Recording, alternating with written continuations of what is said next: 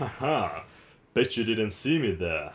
Hey guys, Thomas here, and welcome back to another episode of Watch or Not. The show where I take the first episode of an anime and decide based on it if I'm going to keep on watching the series or not. And today it's gonna be about Welcome to the Ballroom. Oh, sit yourselves tight down because this intense anime is about ballroom dancing. Bet you can feel the adrenaline rushing through you right now. So, the premise sounds about as exciting as people ice skating. But that went over pretty well, so why not this? Let's give it a chance! The character design here is definitely unique. I'm really digging how recent anime just strive to be something else other than the normal. Like the thick outlines above the lips that kinda seem like it's lipstick, or eyeshadow, or are we sure it's actually stylized and not eyeshadow or lipstick? Interesting. Moving on. So, we see our main character. Why does this happen every time? So we see the main character here, being a very shy person. They actually introduce him to us as he's being bullied, but he is saved by a man on a motorcycle who turns out to be the best dancer in the studio that they are going to. So they recruit him to dance for them, and the way he teaches him the basics is way too intense and violent. He punched him in the gut, and he's kinda choking him.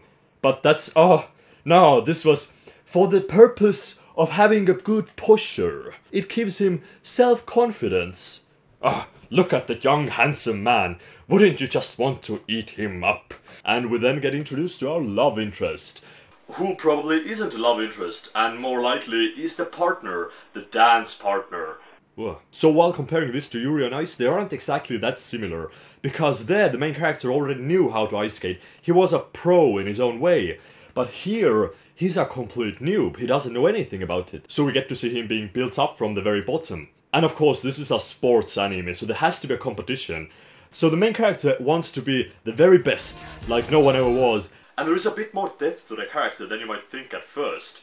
Because it's not only about dancing and advancing the skills, they also show us glimpses of his personal life, how he lives in a poor family with low income, how he's really shy and not performing well in school. He's about to go into high school but hasn't decided what high school to go to, so he's facing a lot of problems and doesn't know what to do when he becomes older. A problem that a lot of us have probably faced at one point or another. And him finding his passion through something like this is quite exhilarating. But of course he doesn't want to join right away, so the main organizer puts a DVD in his bag.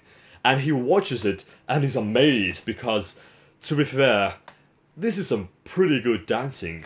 Anime really knows how to make sports look way cooler than they really are. Like, he starts to learn the box step, which is the most basic in waltz, and they idolize the ever-living crap out of it.